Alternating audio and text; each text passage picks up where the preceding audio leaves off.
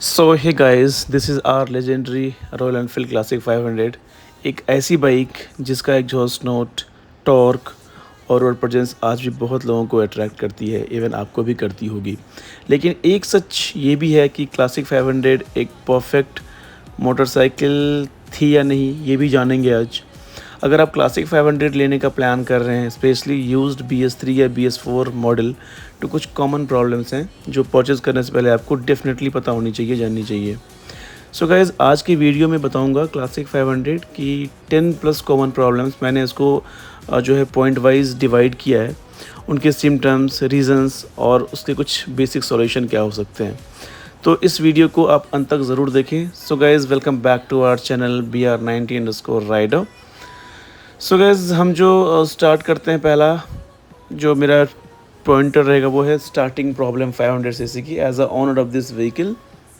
Guys, Classic 500 में कभी कभी कोल्ड स्टार्ट पर बाइक स्टार्ट होने में काफ़ी टाइम लेती है। मैं ये क्यों बोल रहा हूँ, स्पेशली अगर आप मान लो बाइक को आइडल छोड़ते हो कुछ दिन के लिए। आइडल छोड़ने के बाद आप इसको स्टार्ट करो, मान लो एग्जाम्पल के लिए 5-10 डेज़ के लिए आपने छोड़ दिया, राइट। और उसके बाद क्या होता है, आप जो स्टार्ट करो तो वो स्टार्ट नहीं होगी। क्योंकि स्टार्ट नहीं होने का रीज़न क्या होता है, और उसका सेल्फ मोटर जो है रखा रखा जो है वो स्लो होता है, घूमना बंद कर देता है। और आप मल्टीपल अटैम्प्ट्स ले रहे हो, सेल्फ ले रहे हो, किक मार रहे हो, स्टार्ट ही नहीं हो रहा। तो इसका एक प्रॉब्लम क्या होता है, जो मतलब इतनी बड़ी इंजन और 10 दिन 5 दिन में इतना ज़्यादा जो है प्रॉब्लम नहीं आनी चाहिए स्टार्ट होने में, मेरे ख्याल से, राइट। तो ये थोड़ा-सा प्रॉब्लम है स्टार्ट होने में का। जब आप सेल्फ लेते हो तो खिच-खिच करके एक नॉइज़ आता है, राइट। एंड वो थोड़ा-सा एक बहुत ज़्यादा प्रॉब्लम भी लगता है, ऐसा गुस्सा सा आता है साउंड सुन के बार-बार। तो कोल्ड स्टार्ट में भाई ये प्रॉब्लम करती है, ठीक है। तो इसमें कि हम क्या कर सकते हैं, सबसे पहले हम बैटरी, उसके टर्मिनल्स और चार्जिंग सिस्टम चेक करेंगे, या अगर खुद से नहीं आती है तो किसी मैकेनिक के पास उसको ले जाएँगे, ठीक है। और वहाँ पे मैकेनिक खुद चेक कर देगा। अगर आप खुद से चेक करोगे और आपको, तो अगर आप मान लो ऑनर हो व्हीकल के, आपको पता है बैटरी कितनी पुरानी है, हो सकता है बैटरी की वजह से भी ये इशू हो सकता है, राइट। तो आप बैटरी भी चेक करा सकते हो, या बैटरी को जो है आप चेंज करा सकते हो। Now our second point is battery drain. Guys, मैं बहुत ज़्यादा फेड अप हो चुका हूँ इस चीज़ से। क्लासिक 500 की बैटरी बहुत जल्दी ड्रेन होती है। क्योंकि ये मेरी ही बात नहीं है, मेरे और भी दोस्त के पास सेम बाइक है and everyone is facing the same issue, ठीक है। ये चीज़ सब ने ये इशू फेस किया है। तो देखो, अगर बाइक जो है रेगुलरली यूज़ नहीं होता, मान लो 5-10 दिन, 20 दिन, राइट, तो बैटरी डिस्चार्ज हो सकता है। चलो, ये कॉमन प्रॉब्लम है, मैं मानता हूँ इस चीज़ को। बट अगर बाइक रिपीटेडली चल रही है, चार्जिंग भी मतलब एक बार कर लिया और चल रही है, तो भाई चलनी चाहिए, राइट। तो भी अगर ड्रेन हो रही है तो सीरियस प्रॉब्लम है, मतलब बैटरी में इशू है, करेक्ट। तो आपको बैटरी जो है चेंज करना पड़ेगा, या नहीं तो हो सकता है बैटरी सही हो, उसका जो है चार्जिंग सिस्टम, ऑल्टरनेटर और वायरिंग भी चेक आपको देखना पड़ेगा, कि हो सकता है उसमें दिक्कत आए। क्योंकि जितना जितना जो है बुलेट पुराना होगा, राइट, तो उतना उसमें प्रॉब्लम आना स्टार्ट होगा। सो ये हो गया आपका battery drain. And the next point is fuel pump problem. ये तो भाई एक भी बंदा नहीं होगा क्लासिक 500 का, मतलब एक्सेप्शन हो सकता है, मैं ये नहीं कह रहा हूँ, जिसको फ्यूल पंप इशू ना हुआ हो क्लासिक 500 में। भाई वो होना ही होना है। क्लासिक 500 जो है बेसिकली फ्यूल इंजेक्टेड मोटरसाइकिल है, राइट। अगर मैं BS3 की बात करूँ तो, और ओल्ड बाइक्स में फ्यूल पंप रिलेटेड प्रॉब्लम्स देखने को मिलता है, क्योंकि भाई जितना ओल्ड रहेगा धीरे धीरे प्रॉब्लम आएगी। तो इसका सिम्टम्स क्या है, सिम्टम्स समझते हैं बेसिकली। गाइज, इसका सिम्टम्स है, बाइक सडनली आपका ना पावर लूज़ करती है। जैसे आप चलते हो ना और उसको एक्सलेट करते हो, तो ऐसा लगेगा जो बाइक आपको आगे खींच रही है या पीछे खींच रही है, और आपको अजीब सा हेजिटेशन आएगा, गुस्सा आएगा, ठीक है। और वो आपको ना, मतलब जैसे बाइक स्टार्ट करोगे ना, उसके बाद से ही आपको देखने को मिलती है। जैसे मान लो अपनी बाइक स्टार्ट किया, मान लो पार्किंग की बात करता हूँ मैं, आपने न्यूट्रल में लगाया, बाइक स्टार्ट की, जब थ्रोटल ले रहे हो ना, थ्रोटल ले रहे हो, बस गाड़ी बंद हो जा रही है। मतलब ये है, जो फ्यूल पंप में प्रॉब्लम के चलते जो है ना, ये इशू होता है जनरली, मोस्ट ऑफ द मतलब 90% ऑफ द केसेस में ये इशू होता है। तो आप जैसे ही गाड़ी स्टार्ट करो, उसको एक्सलेट करो, बस गाड़ी बंद हो गई। ये सबसे ज़्यादा अनोइंग लगता है मुझे, पता नहीं क्यों। तो कभी कभी फ्यूल पंप से आपको अनयूजुअल साउंड भी आ सकता है, तो वो भी आपको चेक करना चाहिए, राइट। और अगर बाइक मान लो आप क्रैंक कर रही है बट स्टार्ट नहीं हो रही है, तो फ्यूल डिलीवरी को इग्नोर मेरे ख्याल से नहीं करना चाहिए, एक बार जरूर चेक करना चाहिए क्या इशू है वहाँ पे, ठीक है। तो मैं अभी जो क्या होता है, मैं आपको जनरली प्रॉब्लम ही बता रहा हूँ, उसका एक सॉल्यूशन भी बता रहा हूँ। मतलब मैं डीप में नहीं जा रहा हूँ, बट मैं आपको सॉल्यूशन भी इस वीडियो में बता रहा हूँ। तो इसको आप एक कॉम्प्लीमेंट समझ लीजिए। एंड अगर आपके पास भी ये व्हीकल है तो इस पर आप अप्लाई कर सकते हैं। The next point is sensor issues. Guys, पुरानी बाइक EFI इंजन, राइट, आप लोगों को पता होगा ये BS3 वेरिएंट है मेरा, राइट। तो EFI सिस्टम जनरली क्या होता है, रिलायबल है, राइट। बट जैसे मैंने आपसे पहले बात किया, एज के साथ साथ क्या होता है, सेंसर्स और उसके इलेक्ट्रिकल कंपोनेंट्स प्रॉब्लम क्रिएट करती है जनरली, राइट। और वो डिपेंड भी करता है आप कैसे बाइक को मेंटेन करते हो। मेंटेन करने के बाद भी, क्योंकि ओल्ड होगा, इलेक्ट्रिकल चीज़ है, तो वो तो भाई प्रॉब्लम करेगी ना। क्योंकि आप इलेक्ट्रिकल सामान को ऐसे मतलब ऐसा नहीं है कि आप लाइफ टाइम चलाओगे, वो ख़राब होगी फिर उसको चेंज करोगे, राइट, ये चलता रहेगा, करेक्ट। एंड आपको इसमें सेंसर में एक और चीज़ चेक करनी है, चेक इंजन लाइट्स जो है आ रही है कि नहीं आ रही है। क्या होता है, जैसे आप अपना मीटर जैसे है ना वो चेक करोगे, मीटर जैसे ही चेक करोगे, है ना, मीटर चेक करने के बाद जो है वहाँ पे देखोगे इंजन लाइट आ रही है। तो जैसे ही अगर बाइक में चाबी डाला आपने और उसको ऑन किया तो एक इग्निशन जो है ना आएगा, राइट। मतलब सॉरी, इग्निशन नहीं बोलता मैं इसमें, जैसे आप उसको ऑन करोगे चाबी को तो स्टार्टिंग में क्या आपको इंजन का ना वो सिंबल दिखेगा, राइट। तो बाइक आप स्टार्ट किया आपने, और अगर बाइक स्टार्ट करके आप निकल गए मान लो, फिर भी वो इंजन की लाइट आ रही है, चेक लाइट आ रही है, तो सीरियस इशू है। अगर बाइक ऑन करने पे ही बस ओनली आ रहा है वो इंजन चेक लाइट्स, और जब आप निकल गए हो वो नहीं आ रहा है, तब घबराने की ज़रूरत नहीं है, ठीक है। एंड दूसरी चीज़, आपको थ्रोटल पोजीशन सेंसर्स देखनी है। एंड EFI में मतलब आपके कुछ कंपोनेंट्स हैं वो भी आपको आप खुद से तो नहीं कर पाओगे, एक बार चेक करा लेना अगर आपको लगता है तो किसी वेल नोन मैकेनिक से। ऐसा नहीं कि झोला छाप वगैरह नहीं, जो छोटा मोटा बाइक ठीक करता हो बट उसको ओवर कॉन्फिडेंट में वो आपका बाइक को देखने आ जाए, जिसको कुछ नॉलेज नहीं हो। मेरे साथ हो चुका है एक बार, इसलिए बोल रहा हूँ मैं आपको, ठीक है। तो ये जो आपका जो सेंसर इशू है, इससे प्रॉब्लम क्या हो सकता है, देखो, इससे जनरली आपका माइलेज जो है रिड्यूस हो सकता है, नहीं भी हो सकता है। पिकअप तो ऑब्वियस है इसका जो है आपका इनकंसिस्टेंट होगा। जो आप ऐसे जब आपकी बाइक सही होती है जब चलाते हो तो वो ऐसा फील नहीं होगा इसमें। और इंजन जो है आपको थोड़ा सा परेशान करेगा, आपको जो है थोड़ा सा क्या कह सकते हैं, हेजिटेट करेगा। जिससे चलाओगे तो आपको समझ में आएगा जो यार सेंसर का इशू है, ठीक है। तो इस सिचुएशन में रैंडम पार्ट्स रिप्लेस करने के बजाय प्रॉपर आप बाइक को डायग्नोस्ट करो, स्कैन करवाना बेटर है। मैं तो बोलूँगा इस कंडीशन सेंसर वाले इशू में शोरूम में जाओ, लोकल से मत दिखाना, मेरा ये राय है।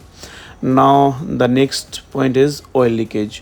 गाइज़, आप देखो क्या होता है, ऑयल लीकेज जो है ना एक बहुत फेमस प्रॉब्लम है। एनफील्ड के जो ऑनर होंगे, नॉट ओनली 500, मतलब कोई भी रॉयल एनफील्ड अगर ओन कर रहा होगा, स्पेशली ओल्ड मॉडल, तो वो इस चीज़ को रिलेट कर पाएगा।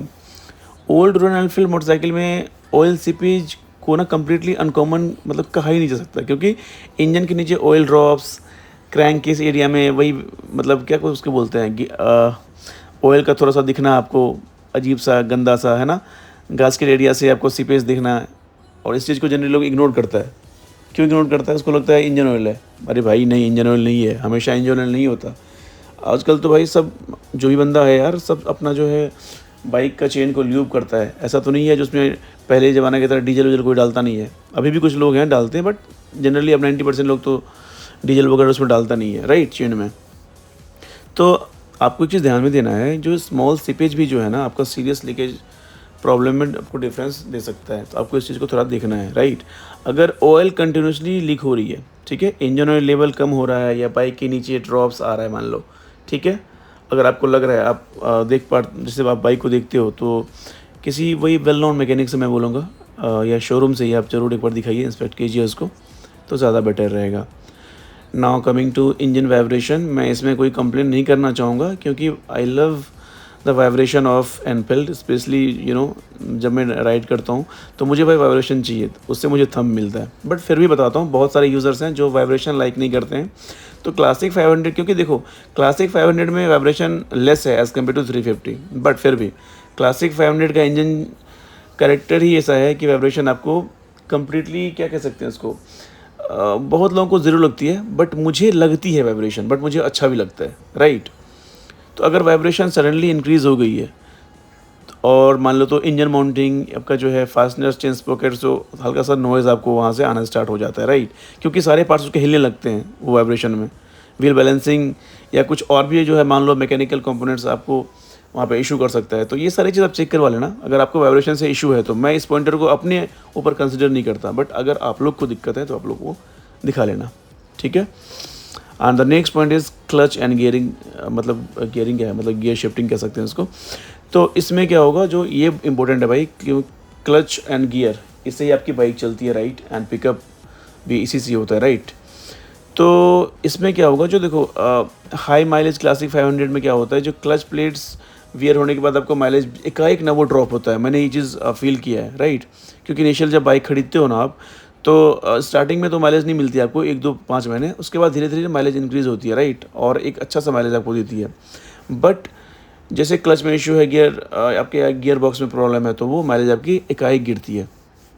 तो मैंने बता दिया आपको क्लच से क्या सकता है। क्लच अगर आपका मान लो जला हुआ है या ख़राब है, तो उसमें आपका पिकअप जो है बिल्कुल गिरेगा, पिकअप वीक हो जाएगा। आरपीएम तो बढ़ेगा, बट स्पीड आपको वैसा मिलेगा नहीं। आपको लगेगा कि यार मैं तेज़ कर रहा हूँ, सब कुछ कर रहा हूँ, बाइक भाग क्यों नहीं रही है, वो आपको प्रॉब्लम होगी। और जब गियर शिफ्ट करोगे, अगर गियर में प्रॉब्लम होगा गियर बॉक्स में, तो अच्छे से वो शिफ्ट नहीं होगी और आवाज़ करेगी, ठीक है। तो ये चीज़ है, इसको भी अगर आप चाहो तो इंस्पेक्ट करा लो, ये भी ज़्यादा बेटर होगा। एक प्रॉब्लम है क्लासिक 500 में ये भी। एंड चेन स्प्रॉकेट, मैं 2 बार, ये 28,000 किलोमीटर मेरी बाइक चली है गाइस, 2 बार मैं चेंज करा चुका हूँ।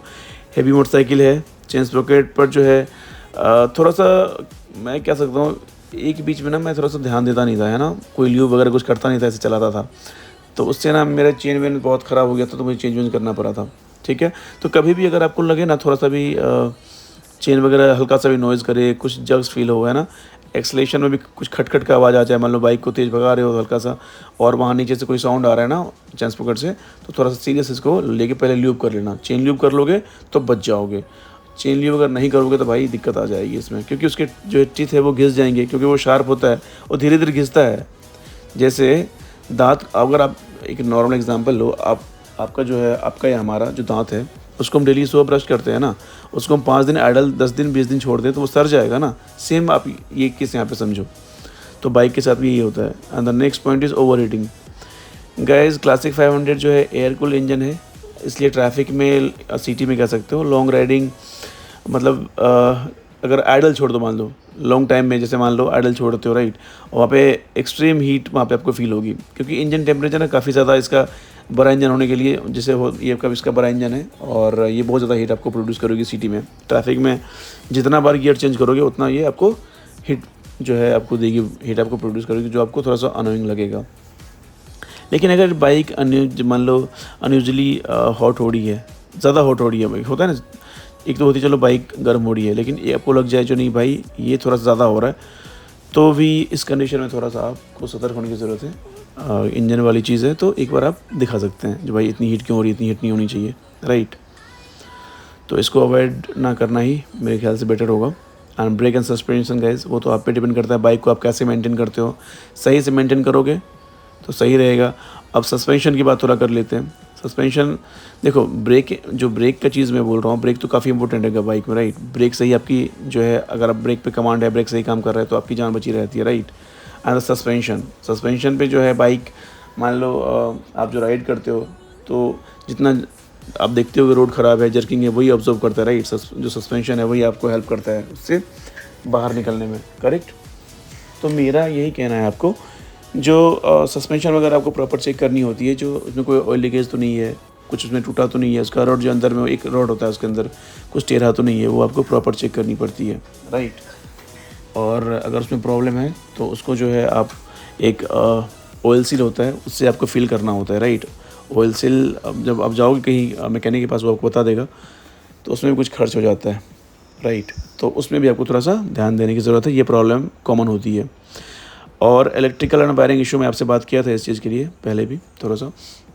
गाइस बाइक जितनी पुरानी होगी उसमें वायरिंग की इशू आएगी, राइट। तो आपको जो है देखना, आपका इंडिकेटर सही से काम कर रहा है, हॉर्न काम कर रहा है, ये मतलब कॉमन इशू, नॉर्मल इशू है। हेडलाइट देख लेना आप, ठीक है। लूज़ वायरिंग से पता चलेगा आपको, मतलब कैसे पता चलेगा, जैसे कभी कभी हॉर्न नहीं ले रहा, कुछ नहीं ले रहा, तो आपको थोड़ा सा समझ में आएगा। तो ये भी एक बार देख लेना, ये बहुत ज़रूरी है। माइलेज के लिए मैं क्या सकता हूँ, देखो इसमें माइलेज में तो मुझे फ़र्क नहीं पड़ता, और 500 राइडर के लिए माइलेज इंपॉर्टेंट होना भी नहीं चाहिए, आई डोंट थिंक सो।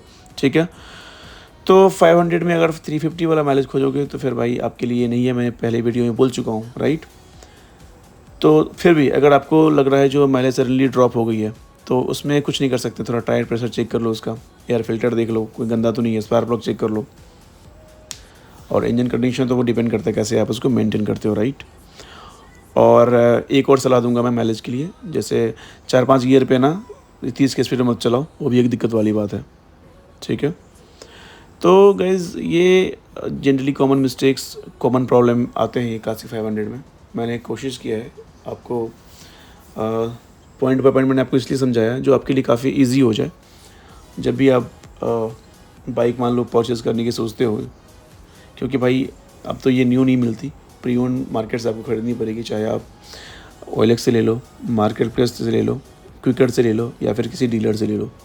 ठीक है, तो उस कंडीशन में उस टाइम में आपको ये काफ़ी हेल्प करने वाली है। ये सिर्फ चीज़ देख लो, आपका पॉकेट भी थोड़ा ये ढीला कर सकता है, राइट। भाई हाथी है हाथी, जितना प्यार से रखोगे इतना प्यार से तुम्हारे साथ रहेगी, और जितना इसको इग्नोर करोगे उतना तुम्हारा पैसा जेब से निकालेगी। एंड गाइज़ एक और चीज़, जैसे मैं हर एक वीडियो के लास्ट में बताता हूँ, जो आपको अगर मान लो प्री ओन्ड बाइक खरीदते हो, ठीक है, क्योंकि ये बाइक जो आप प्री ओन्ड ही खरीद सकते हो, तो उसमें कुछ चेक पॉइंट्स हैं, वो बाइक लेने से पहले देख लिया करना। जब भी पहला कॉल स्टार्ट करना है, दूसरा इंजन ऑयल चेक करना है, तीसरा ये oil leakage, fourth one is exhaust smoke देखना है कौन सा कलर आ रहा है, and the fifth one is ये मतलब वार्निंग लाइट तो नहीं इंजन का, चार्जिंग वोल्टेज चेक कर लेना एक मैकेनिक से, अगर खुद से ना हो तो gear box, chain Sprocket, tyres, ये सारी चीज़ आपको चेक करनी है प्रॉपर, क्योंकि भाई खर्च इसमें होता है, राइट। सस्पेंशन चेक करना, उसमें भी main document RC, insurance and service history जरूर चेक करना, और बाइक लोन पे है कि नहीं है, ये भाई आजकल बहुत ज़्यादा स्कैम हो रहा है इसमें। ठीक है, तो गाइस आप जो है ये इतना पॉइंट हमने आपको बता दिया, आपको जो ज़रूरी था। हमारे चैनल को अगर आपने सब्सक्राइब नहीं किया है, प्लीज़ रिक्वेस्ट है सब्सक्राइब कीजिए, एंड बेल आइकन को प्रेस कीजिए, जिससे आपको इंपॉर्टेंट वीडियो हम ला के देते रहेंगे। एंड कोई क्वेश्चन क्वेरी हो तो प्लीज़ कमेंट बॉक्स में पूछिए, इंस्टाग्राम पे DM कर सकते हैं। एंड आज के लिए जो है हम आपसे यहाँ विदा लेंगे, नेक्स्ट वीडियो में आपसे हम बहुत जल्द मिलेंगे। तब तक के लिए thank you so much, love you, bye bye, take care all.